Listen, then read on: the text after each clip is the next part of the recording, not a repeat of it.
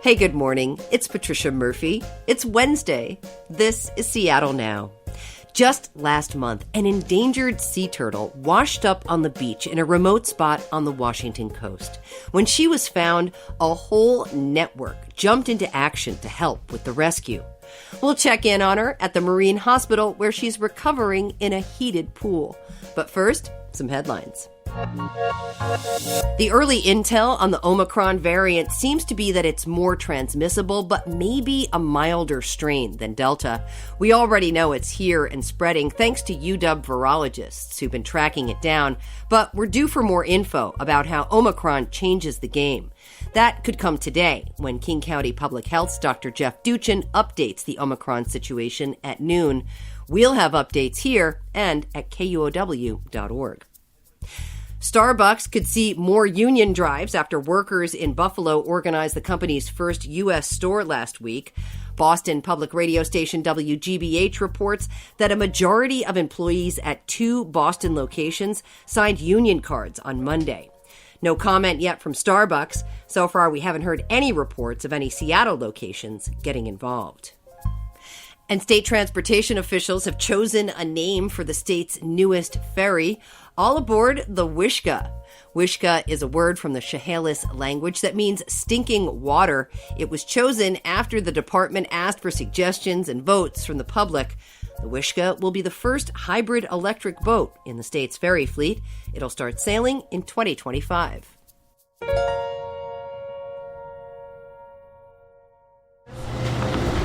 If you also need to grab that front flipper, you can. There you go. Keep her at the top of the water. Yep. Just guide her over. Yep, you're going to get splashed in. Okay, all right. Ready? 1, 2, 3. Let's front. Go back. Got it? Yep. That's Shy Shy's care team, pulling her out of her pool for treatments. She had nothing come out last time. Yep, that looks great. Okay, see it. Very much stronger, right? You're okay, little one. Remember the atmospheric rivers of rain and wind in November?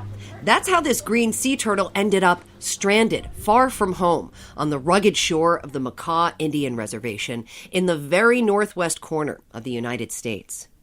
Over the last 50 years, the population of these endangered animals has dropped 90%, according to the National Wildlife Federation.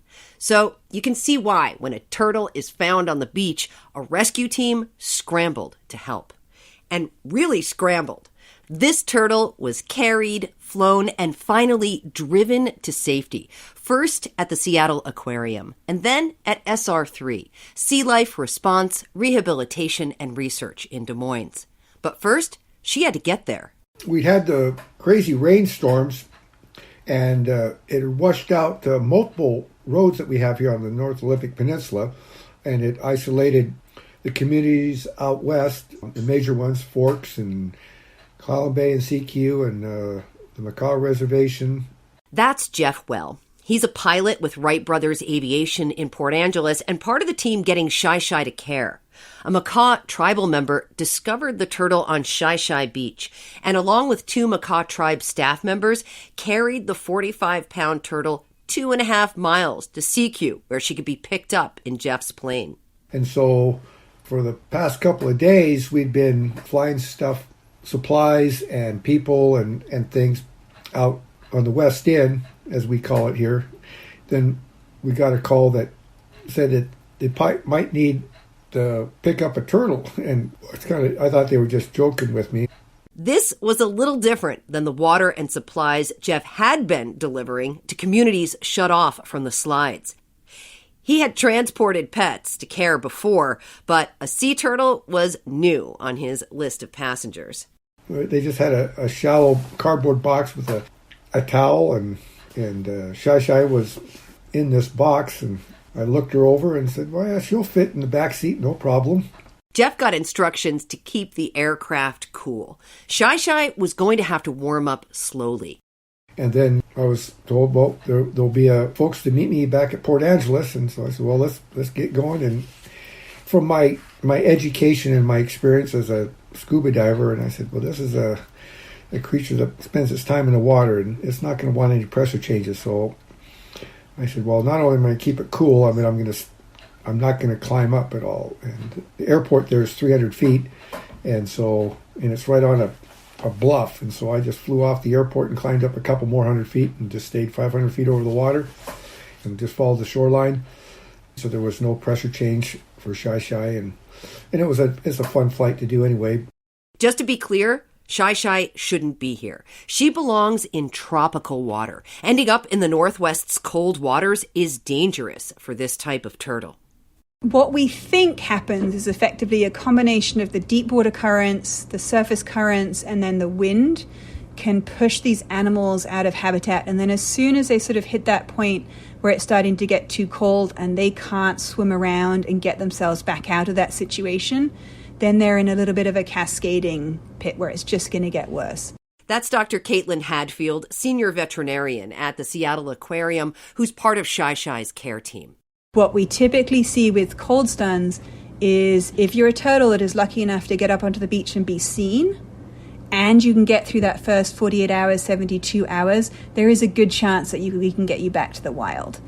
Most of the turtles, especially as we get later into the year, they're going to wash up either too cold, or especially on our coast, they're going to be too far away from help. We have a lot of inaccessible coast to get found. And so that's why our sort of stranding season for sea turtles really goes through sort of November, December, and then it really does get too cold for any ones that are up here. Okay, tell me a little about the condition Shy Shy was in when she was found. She was found in very poor condition. She looked quite round, but this was all fluid that shouldn't have been there. She's actually very skinny underneath that. So her body temperature when she got here was about 48 Fahrenheit, which is much, much colder than when she should be. She should be in the 70s. And when that happens, pretty much everything inside of the animal kind of stops working. Fortunately, we actually know a fair amount about how to take care of these cold stun sea turtles because it's a very common event on the East Coast, and it's quite common to have large cold stun events on the Gulf and even on the outer coast of Florida. So we do know a fair amount on how to take care of them. I would say the turtles that strand on this coast, on the West Coast, their presentation is a little bit different. So we do have to modify it a bit. So in terms of what the turtle needs in terms of assessments and therapy, that's actually the straightforward side of things.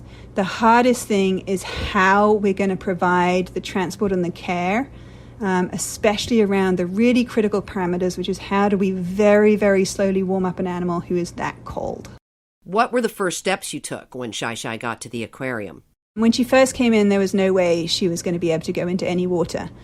So she was kept on damp towels and very cushioned surface while we try and get through the first stage.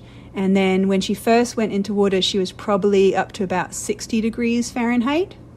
And again, over several days, we continued to gradually warm her up. And right now, she's in water at about 75 degrees. So that's pretty tropical water. That's going to feel toasty warm to most people. And that is not the easiest water to maintain in our climate. But she is doing much better now. She is getting stronger and stronger. And so at the moment, we're really working on food intake, and we're working on trying to prevent those sorts of infections, especially lungs, kidneys, and GI tract. After almost 2 weeks at the aquarium, Shy Shy was well enough to be moved down to the Sea Life Response Rehabilitation and Research Facility in Des Moines. This marine wildlife hospital opened in April and helps stranded or injured animals with the goal of returning them to the wild. And then I just keep an eye on this one. We've been putting SSD in that one. Okay. There is another one, too, that was kind of similar to that. I went down to SR3 to check in on Shy Shy and watch her get treatments. Casey McLean is the executive director and a veterinary nurse. She gave me an update on Shy Shy's condition. So right now she's in one of our heated outdoor pools. We've created a little turtle sauna over her pool so that we can try and keep the temperature nice and warm in there for her. And she's fed several times a day or offered food. She has not decided she would like to eat just yet. And yeah, she's doing quite well. She's swimming great, and we're just monitoring her on basically an hourly basis.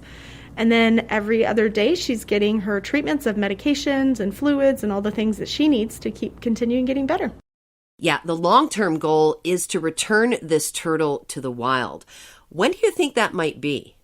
It is going to be a while. Turtles often are in rehab for a lot longer than mammals are, just depending on what they're healing from, and they tend to come in a lot worse condition than mammals do. So that takes longer to recover from that.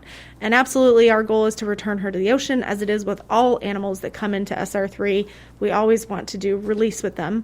We don't keep any animals here on site long term. So her next step in her journey will be to go down to San Diego SeaWorld, where she will finish out the last leg of her rehabilitation before she's returned to the wild out in the warmer waters near California.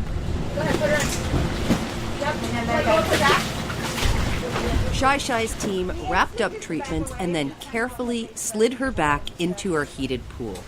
After SR3, she'll spend another few months at SeaWorld's Marine Animal Rescue Facility. And if she's in good shape, she may be swimming in the Pacific sometime this spring.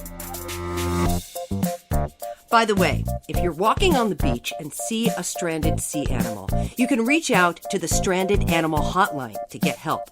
We have more information about that in the show notes.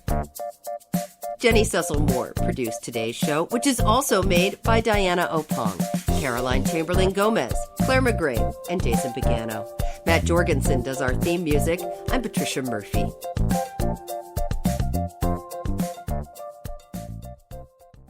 Everything you hear in this podcast is made possible by you.